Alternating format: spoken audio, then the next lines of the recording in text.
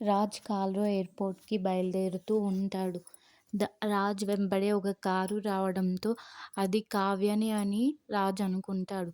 కానీ ఆ కారు రుద్రాని రాజ్ వెనక వస్తూ ఉంటుంది. సడెన్‌గా ఒక దగ్గర రాజ్ కార్ ఆపడంతో రుద్రాని అతని దగ్గరికి వెళ్ళి, "రాజ్ నేను నీకొక నిజం చెప్పాలి. రాజ్ నేనొక నిజం చెప్పాలి" అనంటే రాజ్ నాకు ఇంపార్టెంట్ పని ఉంది. నేను వెళ్తాను. నేను వెళ్ళాలి. అమెరికాకి వెళ్ళాలి అని అంటూ ఉంటాడు. అప్పుడు రుద్రాని నేను చెప్పేది విను రాజు. ఒక్కసారి విను అని. నేను వినను అని వెళ్తూ ఉండగా రుద్రాని ఒక్కసారిగా కావ్య ప్రెగ్నెంట్ అని చెప్తుంది. ఏంటి? కావ్య ప్రెగ్నెంటా? అలా ఎలా సాధ్యమని. ఇంతలో కావ్య అక్కడికి రాగానే రాజ్ కోపంతో తన వైపు చూసి, ఏంటి కావ్య నువ్వు గర్భంతో ఉన్నావా?